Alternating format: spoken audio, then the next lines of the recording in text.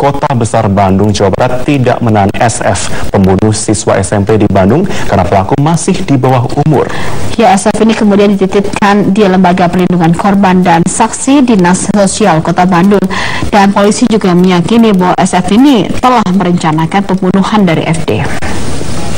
Pemeriksaan intensif terhadap SF, siswa SMP yang masih berusia 12 tahun terus dilakukan penyidik Kepolisian Resort Kota Besar Bandung, Jawa Barat. Keterangan SF terkait perbuatannya membunuh FD, siswi sebuah SMP negeri di Bandung, masih terus berubah-ubah. Polisi menduga SF telah berencana membunuh FD karena pelaku telah membawa palu. Motif sementara, pelaku ingin mengambil handphone korban dan sakit hati karena korban punya kekasih baru. Namun polisi tidak menahan SF karena masih berusia 12 tahun 10 bulan. Hal ini sesuai dengan Undang-Undang Nomor 11 Tahun 2012 tentang Sistem Peradilan Anak. Selama pemeriksaan, SF akan mendapatkan pendampingan dari Balai Pemasyarakatan.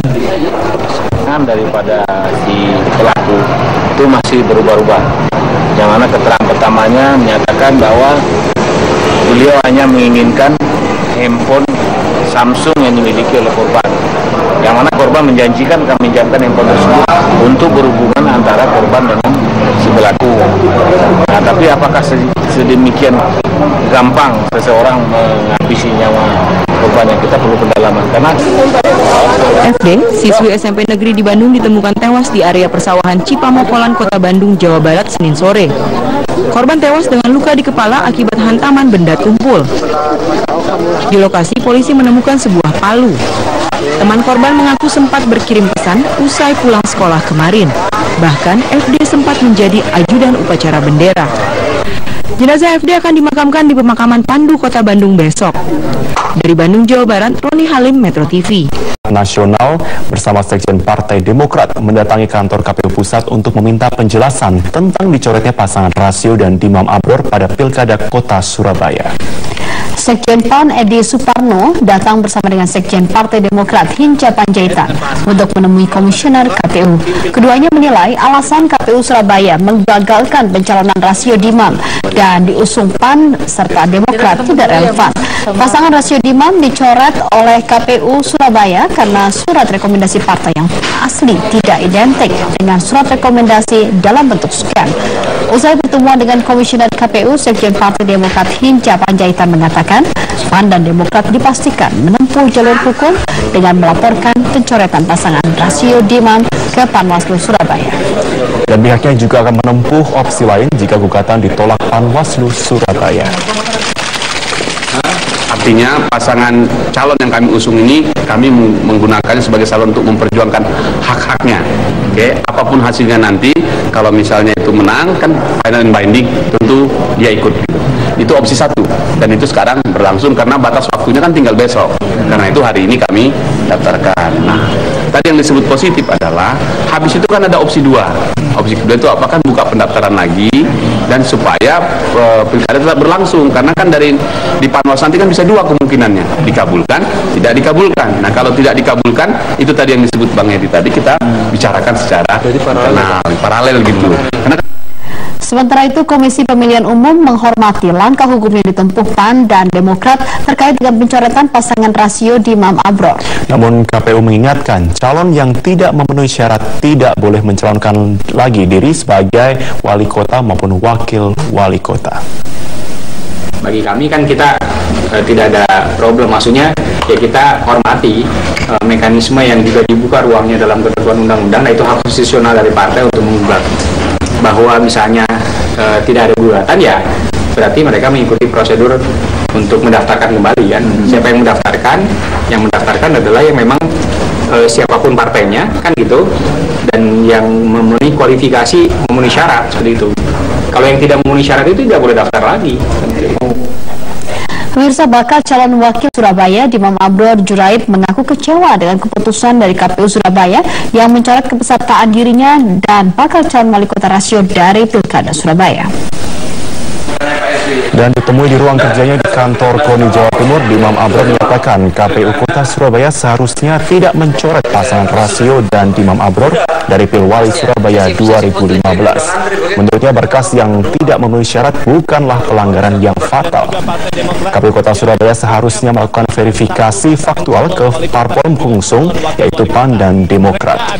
Abror mengaku sedang bertemu dengan Ketua Umum Partai Demokrat Susilo Bambang Yudhoyono di Cipanas saat KPU Kota Surabaya mengumumkan tidak lolosnya pasangan Rasio Dimam Abror. Merupakan salah satu kader yang dipercaya dari ini kalau sebuah pertandingan sepak bola, ibarat pertandingan sepak bola itu saya merasa bahwa pelanggaran yang saya lakukan itu tidak seharusnya langsung di kartu merah. Kalau menurut saya ini bukan pelanggaran yang misalnya fatal gitu ya. Pelanggaran kan paling menurut saya maksimal ke kartu kuning, itu pun menurut saya tidak layak kartu kuning, hanya peringatan. Tapi bagi saya ibaratkan seorang gadis atau dijaga atau perawan yang mau menikah gitu misalnya, sudah diizini oleh orang tuanya misalnya, kan ditanyakan saja ke orang tuanya gitu kan, apakah betul Bapak mengizinkan putrinya atau putranya itu untuk menikah gitu. Kan tidak ditanyakan, loh kemarin surat izin dari orang tuamu itu asli apa enggak ya, ditanyakan aja ke orang tuanya, namanya verifikasi faktual kan begitu. Ditanyakan ke orang tuanya, oh iya saya ngizini anak saya untuk menikah atau dinikahi begitu kan. Tapi kalau kemudian dimasalahkan, iya tapi kemarin surat izinnya itu fotokopian itu, bukan asli.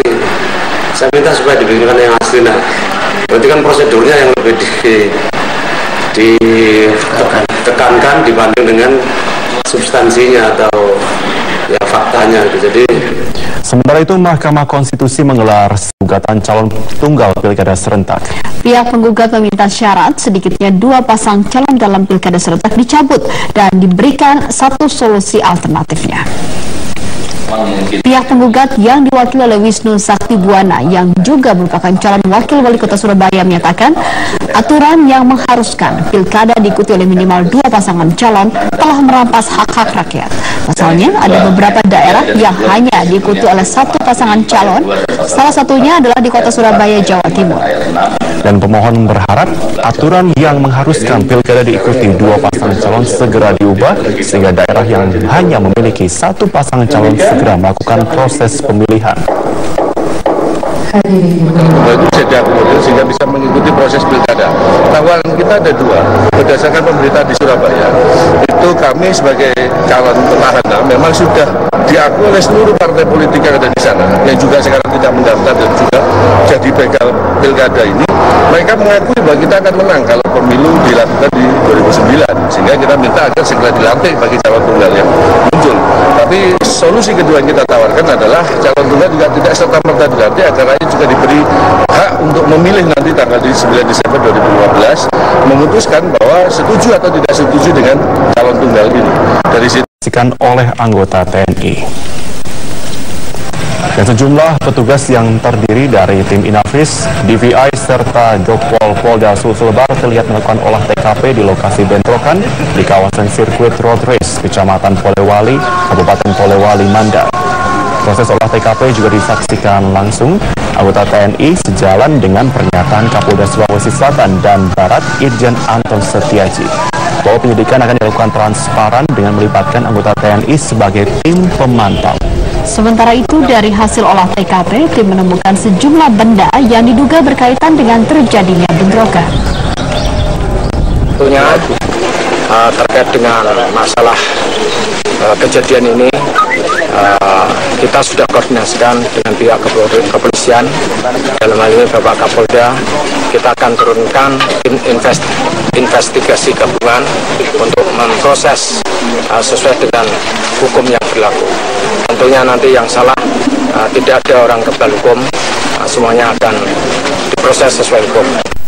Ada penyalahgunaan minuman oplosan ya, yang kemudian mengakibatkan kali ini 3 orang tewas dan juga 9 orang dirawat di rumah sakit akibat menenggak miras oplosan di Kabupaten Garut, Jawa Barat. Dan ternyata mereka ini membeli obat minuman suplemen yang kemudian dicampurkan dengan minuman keras. Sementara ini adalah salah satu hal yang bisa dikatakan terus terjadi setiap kali ya, dan bahkan bisa membahayakan kesehatan mereka. Ya.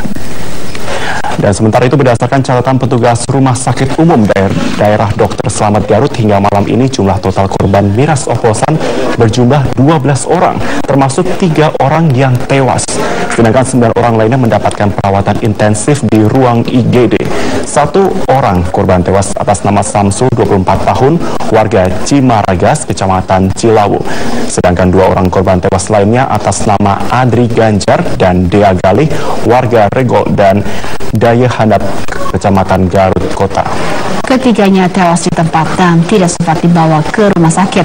Salah seorang korban yang dirawat mengakui dirinya mengkonsumsi miras oplosan tersebut setelah minum minuman keras yang dicampur dengan minuman suplemen. Setelah meminumnya, dirinya merasakan sakit di dada dan mual 1 hari kemudian.